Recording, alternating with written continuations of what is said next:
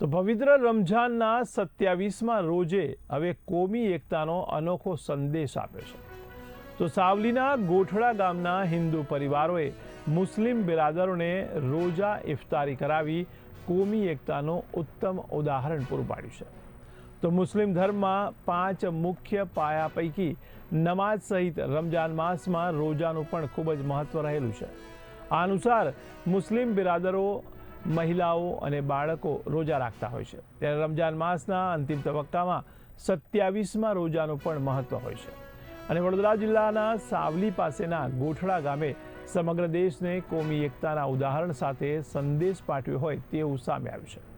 ત્યારે ગોઠડા ગામના ભૂદેવ, શાહ અને રબારી જેવા સમાજના પરિવારોએ ગોઠડા ગામના મુસ્લિમ બિરાદરોને ઘરે બોલાવી પોતાના મકાનના ધાબા પર સંપૂર્ણ વ્યવસ્થા અને ઇસ્લામિક રીતે અને જાણે પોતાના ઘરનો જ પ્રસંગ હોય તેમ હરખ અને હોંશે હોંશે પરિવાર સહ યજમાન બની સામૂહિક રોજા ઇફતારીનો સમય થતાં જ રોજાના પારણા કરાવી કોમી એકતાનું ઉત્તમ ઉદાહરણ આપ્યું છે। ત્યારે દેશ અને દુનિયામાં અમન અને શાંતિ માટે દુઆ કરીને સંદેશ પાઠવ્યો છે। સાવલી તાલુકાના ગોઠડા ગામે આજે રમજાન માસના 27મી રોજાના દિવસે ઇફતાર પાર્ટીનો પ્રોગ્રામ રાખવામાં આવ્યો। એ ઇફતાર પાર્ટીનો પ્રોગ્રામ અમારા ગોઠડા ગામના રહીશો જે હિન્દુ સમાજના છે એ લોકોએ મુસ્લિમ બિરાદરોને બોલાવી અને આજે ઇફતાર પાર્ટી કરાવી। નારણભાઈ રબારી છે, પછી આપણા વિપુલભાઈ શાહ છે, વગેરે વગેરે ગોસાઈ દરબાર અમારા જે માજી સરપંચ છે એ લોકોએ બોલાવી અને મુસ્લિમ બિરાદરોને ઇફતાર પાર્ટીનો પ્રોગ્રામ કર્યો।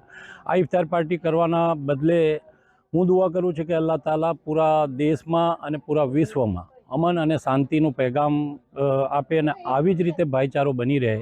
જે આજનો માહોલ છે કે લોકોને ભ્રમિત કરી મૂક્યા છે કે હિન્દુ મુસ્લિમ હિન્દુ મુસ્લિમ હિન્દુ મુસ્લિમ, અમારા ગામમાં આવો અને એક એકતાનો પ્રતીક જોઈ લો તમે કે આવી જ રીતે અમે એકને એક મળી અને રહીએ છીએ। એમના તહેવારોમાં અમે જઈને ઊભા રહીએ છીએ અને અમારા તહેવારોમાં અમારા હિન્દુ ભાઈઓ આવીને ઊભા રહે છે।